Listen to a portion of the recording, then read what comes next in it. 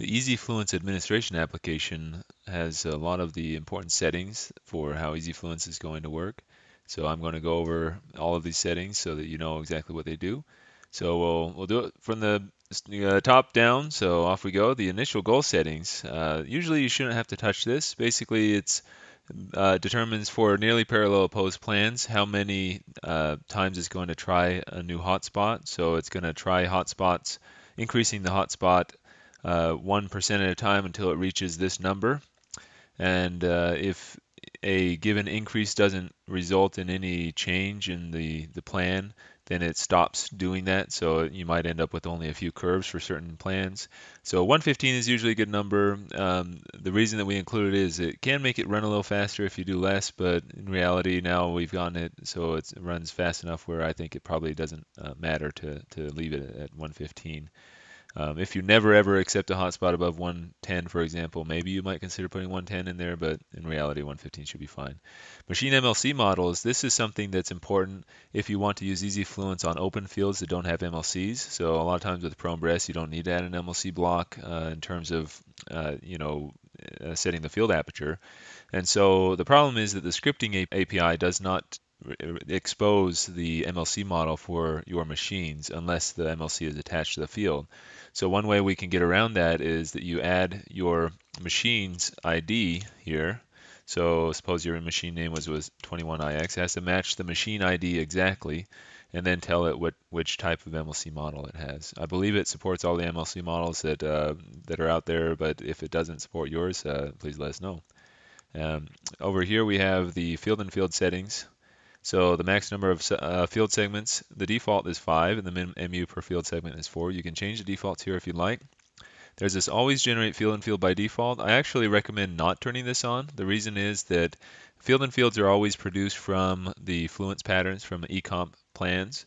And so it's better, I think, in my opinion, to run EZFluence and then pick the Fluence-based plan, the ecomp plan, using the slider bar that you would prefer before you generate the field and field. If you turn this on, it will automatically produce a field and field from the one that EZFluence thought was the best.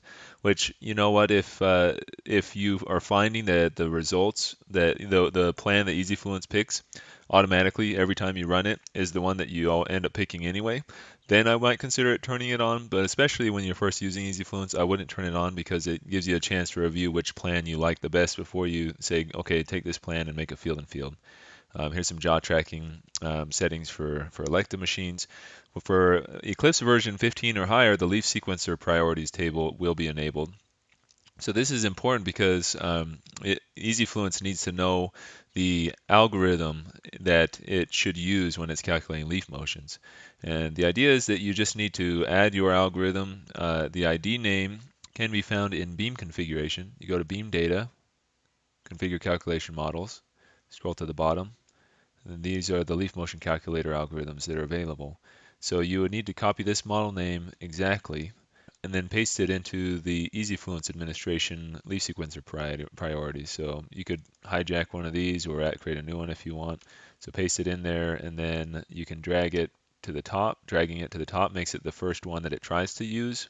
So it'll go through these as it can, and if it fails for a given machine, for example, Smart LMC, I do not believe works except on TrueBeam, then it will keep going until it hits one that does work. So that's the leaf sequencer priorities. Now the general settings, we can see in the general settings here, so the default export directory, this really doesn't affect anything if you are using version 15 of Eclipse unless you are exporting the optimal fluences or the DICOM files. You can go into the upper right corner and use the information button to export those. But for version 13 of Eclipse or version 11, you would want to probably set a default export directory such that whenever you export optimal fluence files or the DICOM files, if you're doing field and field, then you have it exported to the place that you prefer, wherever you're going to import it from when you import into Eclipse. Target aliases, boost structure aliases, and avoid structure aliases. So EZFluence, the new version, has the structure table in the corner, and you'll see there's a target type, a boost type, a body type, and a void type. The target type is used for normalization only. So when you type a number into this max dose normalization, it is the target structure that is used for that normalization. The target structure does not affect the actual optimization under the hood, it only affects the normalization. The body structure changes which structure is considered the body, of course, where the fields intersect and enter the patient, and therefore where the midpoints are for a given fluence ray traversing through the patient. So it is a very important thing if you are using a body contour that includes, for example, backlog bags or other support structures, then it might get in the way of your the optimization points for nearly parallel opposed plans, and so it's something that you're going to want to change. So change it to a structure that it only includes the patient's body. Avoid structures. So for nearly parallel opposed plans like this, the avoid structures are used to determine where it's trying to put 100% dose. So it'll try to put it up to the avoid structure but not into it. But also what it will do is it will adjust your PTV eval EZ structure to not include the avoid structures. There are OARs in here, but the 5 mm margin is given. So you see here I have a lung avoid structure, and the PTV eval EZ structure is 5 mm away from it. And finally, the boost structure. I don't know if I have a boost structure available, but suppose this is the one that I want. A boost structure you can identify as a boost structure, and then you can just tell it what you want in terms of the max dose it's receiving or the dose to volume. You can tell it to only boost from a single field. So this boost structure is useful for controlling dose very specifically to a particular structure. So those are the different types of structures. And here in the administration application, you can have these aliases. It supports regular expressions if you're familiar with those, but otherwise you can just type the exact ID that you're trying to match, and so you can set, the normalization target or the boost structure or the avoid structures. You can set the structure names that it's looking for to match and assign those types to those structures. The export recommended calc points only works with Eclipse 15 and above. So EZFluence has recommended calc point locations if one can be found. Sometimes it can't be found and it would have NAN there if that's the case, as you just saw. For field and field, you can see that multiple calc points might be given just because there are places where not all fields overlap. So in this case, it looks like the superclav field and the tangent field has the recommended calc points. So in any case, if you have the option enabled to export recommended calc points, then those will be exported back to Eclipse when you export. So the next option, add 1 cm border to exported fluence. So here I have an optimal fluence pattern that was imported into Eclipse. You can see that when I export from EZFluence, if I want to edit this fluence pattern, then what you'll find is that EZFluence actually cuts the fluence pattern to the minimum size possible to include all the fluence pixels. So if we give this a more appropriate range here so you can see it, if you wanted to, for example, add some fluence outside of the field, beyond the field, you see I can draw the fluence, but it won't let me go beyond the edge.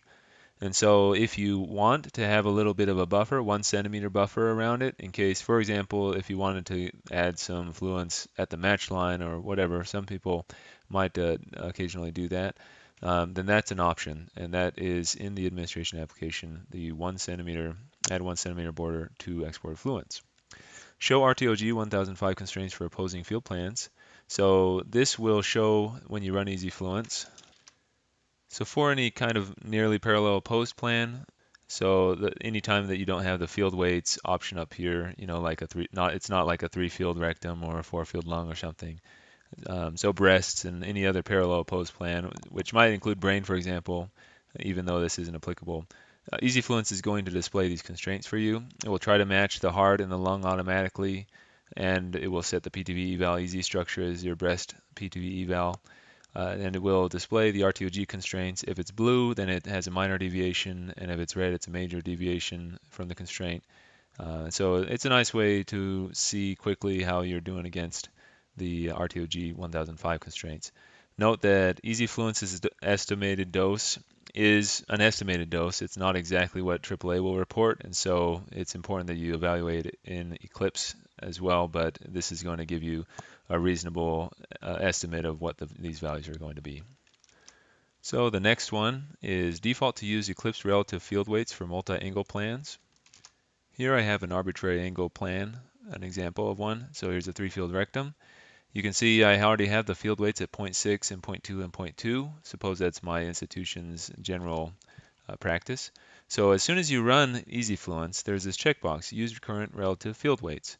If you check it, then it will keep these relative field weights when it optimizes the fluence patterns. Now you can see when I ran it, the checkbox was defaulted to unchecked. So that's exactly what this box does. If you check this, then it will default to checked. If you don't, then it will default to unchecked like mine was. If it is unchecked, as you saw, then EZFluence will automatically try to determine the field weights.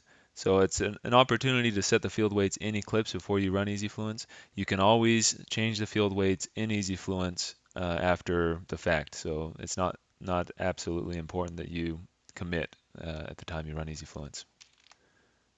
Always maximize less than 105% dose. This is a very nice new feature for nearly parallel opposed plans like breast. I want to demonstrate how it works real quickly. I think the best way to do that is to show you the no initial normalization plans that EZFluence produces first. So this is the raw output of EZFluence. You can see that as you drag it to the left, the hotspot that it's allowed to use is lower. I'm going to change this to a color wash. And so as you drag it to the right, the hotspot that it's allowed to use increases. And so you can see it tries to get better coverage wherever it can by increasing the hotspot. Now this is the raw output of EZFluence without any normalization. If you mostly care about the D95, this is going to give you a really good plan. But most users of EZFluence in the past have used the automatic normalization where it normalizes all these curves to a value that it automatically selects based on a simple cost function of the coverage and the V105. And so as soon as you normalize all the curves, now the slider works a little bit differently, but it does let you pick between the different plans. So now what if I use no initial normalization and always maximize less than 105 dose? I really like that combination. So the results you can see here is it's the same results where it's not normalizing to any particular maximum dose. So each of these curves, let me change this back, each of these curves represents the most coverage that you can get for a given hotspot and a given V105 value. So for any of these curves, if you wanted to get better coverage, you'd have a really hard time doing it. I mean, obviously, if you wanted to go and edit these fluence intensities where you add these big spikes in fluence in very specific points, that might help get better coverage, for example. But EZFluence, one of its goals is to have a more smooth fluence pattern so that you don't have big spikes and therefore motion isn't as big of a problem. So in any case, EZFluence pushes the plan to get as much coverage as possible for a given V105 value or hotspot. So in this case, my V105 is 6% and my hotspot is 106%. It would be very difficult to add more coverage than this is achieving with these energies and so forth. So this is a really nice combination. If you, in the administration application, if you enable always maximize this in 105% dose and no initial normalization, I really like that combination because then when you are picking among these curves, you know that it's pushing the coverage as high as possible for a given hotspot and V105 value. We have found some clinics like to keep the dose in the center of the breast lower, even though that your skin dose, you could marginally increase the skin dose by allowing the dose in the center of the breast to be 104, almost 105. So that is maybe something to consider, because what's happening here is it's trying to push this dose really close to 105 without adding any 105 so that you maximize, for example, the skin dose coverage. So that's something to be aware of. Let's come over to the normalization settings because we were already playing around with that. In the past, EZFluence has always had the effect of the automatically select normalization. So it will automatically try a bunch of normalizations and try and compare the DVH values against the cost function and try to pick the one that it thinks is the best based on a max dose or the V105 and the coverage. But you have the option to always, for example, normalize to a particular dose value or a maximum hotspot. Suppose that you always want D95 to be D95% or 100, then you could do that. And if we did that, let me show you. When we run EZFluence and speed up time, now you can see that the curves that it spits out all run through the D95 as 95% volume. So now as you're selecting among the curves, all of them meet that particular dose criteria for the PTV eval EZ structure. So that's an option. Automatically select normalization always goes to the max dose. So running EZFluence. So you see it automatically normalized to what it thought was the best maximum dose value, and all the curves have the same maximum dose value. So any adjustments there, they'll all be at 105. So that's it for the normalization settings. Now let's come back over here. The default optimization distance from OARs for nearly parallel opposed plans, so not for 3 fields and 4 fields and 5 fields. So the OARs are these avoid structures, and EZFluence will try to put 100% dose before normalization, of course. So you see this has been normalized, so this is not the raw output of the optimizer, but it will try to put 100% dose up to that avoid structure from the perspective of the fluence pattern coming through the patient. So it will try to put it right up to it. Now, if you wanted it to push the optimization point back away from it, then you could change this number, but we generally recommend leaving it at 0. It's a kind of an artifact from the oldest version of EZFluence, but it might still be useful for certain individuals. So here we have the default number of pixels to extrapolate fluence. So here the patient body is 4 pixels and field edge is 2 pixels. When I say pixels, these are the EZFluence, or rather the Eclipse pixels that are 2.5 millimeters by 2.5 millimeters. That's the normal grid size for the optimal fluence pattern in Eclipse. And so basically these are 2.5 millimeter pixels that it's referring to.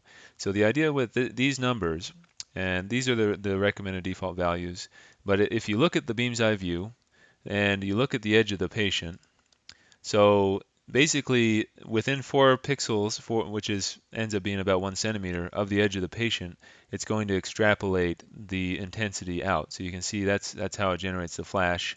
The reason is that if EZFluence tried to optimize 100% dose to the middle of the breast there, then it would overcompensate because there's a lack of scatter there. So in any case, it extrapolates the value in order to generate good flash in that region, and make sure that it doesn't overdose or overcompensate for the lack of scatter there. The other one is the corollary, the field edge one, is how many pixels you are from the field edge. So likewise, there's a lack of scatter in the penumbra region, the fall off. And so 2 pixels is usually a pretty good number. If you set it to 1, you might get a little bit better chest wall coverage if you're doing prone breast. And you can, of course, set it on the fly in this gear button up here. So that is something you can change and apply, and then it will recalculate with that new setting. But again, it's something to be aware of that it might overcompensate in certain places. So you want to review your fluence pattern. The single plan SuperClav PAB export options, I described these in the all-in-one 3 and 4 field breast planning video. Essentially, it lets you choose whether you want to keep all the fields in one plan or separate the plans into separate plans that you could then use for a plan sum. The mix energy settings, if your clinic always modulates only the low energy fields or only the high energy fields, or always modulates both energies when you're doing mixed energy cases, for example 6x and 15x coming from both sides of the patient, then this is a place that you can set it to default to that. Otherwise it will always prompt you. I actually recommend always modulating the high energy fields. It's interesting, well, if you're using field and field. If you're using ecomp, maybe it's questionable because you have more monuments.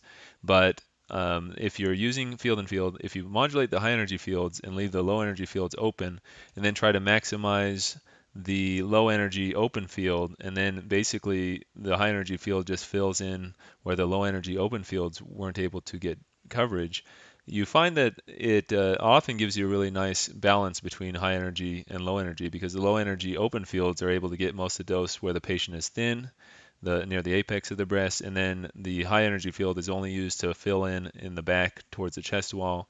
So it gives you kind of a wedge effect where the high energy fields only fill in towards the back of the patient. So it's something to consider, something to think carefully about how you want to modulate. if you generate fluences for all fields, something to be aware of is that the general fluence pattern is going to be the same for both the high energy and the low energy fields. As shown in the mixed energy video, the weightings you can set to whatever you want. So you can set it so you have more low energy dose, but the general fluence pattern is going to be the same. So if it's delivering more towards the chest wall, you're in the fluence pattern, or the field and field, then you'll find that the low energy and the high energy are both delivering a lot back there, scaled only by the weightings, the relative weightings that you select. So it's something to think about in terms of what the optimal thing to do is. But again, I like to recommend generating fluences and field and fields for high energy fields only. Skipping the normalization settings, here in the dose color wash, you can have it show isodose lines by default. You can also set it for the color wash to always have the color wash range be something particular. If you do every normalization to use whatever the min range to the max dose, then every time you renormalize, it's going to adjust the dose color wash to give you the range from 100% to the maximum dose after normalizing. So that's something to be aware of if you prefer that. The PTV eval EZ settings are the default settings for contouring the PTV eval EZ structure. For Eclipse version 15, you can choose not to export it by default. Of course, you can change that in EZFluence through that gear button. And you can also change what the ID will be when you export back to Eclipse. So the other options are the distance from the skin, the distance from any OARs. Now note, if the distance from the skin, if they have bolus, will include the bolus in that distance up to the skin. So it won't include outside the body, but it will. So if there's 3 millimeters of bolus, I would expect that this would actually generate a structure that's 2 millimeters from the edge of the skin, if that makes sense. The distance from the OARs, we talked about the lung, for example, is automatically picked as an OAR for nearly parallel opposed plans, so it contour 5 millimeters away from that, as you can see here. And finally, the jaw movement. I highly recommend leaving it as always prompt. That way you can choose on the fly whether you would like to lock the jaws or not. What happens when you run EZFluence is it will automatically run this option here, add jaw movement to minimize MLCs closing inside the patient, as the first run, and then it will, if you tell it to always prompt, then it will ask you whether you want to lock the jaws or do one of these other options. If you do lock the jaws, then there should never be a carriage shift and your field should always be mergeable. But if you have a very large field, let's say this box was your field, your MLCs, depending on your machine, may only be able to travel to here across the field, and therefore you might not be able to modulate over here as you need to. Suppose you need a lot more dose here. Well, the only way to get that is to have your MLCs blocking everywhere else and deliver more monunits there. So for field and field, it might be an issue where you'll see if you generate a field and field and you lock the jaws, your dose distribution is going to be terrible afterwards, and that's probably what's going on in those cases, and so you might want to let the jaws move. Minimize jaw movement will essentially defer to our optimization of the field and field in terms of whether it thinks that jaw movement is necessary to get a good dose distribution, but it will not move the jaws just to try to close the MLCs behind the jaws whenever the aperture of the MLC is small enough to allow that. This next one adds the jaw movement whenever it is necessary to close the MLCs behind the jaws. So that is something where it might add more jaw movement, but it will try to move the jaws in a way where the MLCs can close behind the jaws for machines that can do that. Some electric machines don't have a jaw, I know. So in any case, the last one is always move the jaws to match the subfield MLC aperture. So that would move the jaws in every subfield, which may be okay if you have jaw tracking. So that's why we left that as an option. So if you leave it as always prompt, you're going to see if EZFluence thinks that their jaw movement may be necessary. It will pop up a window that has these 4 options, and you'll be able to select it at that time, which is what I recommend. And that's the EZFluence administration application.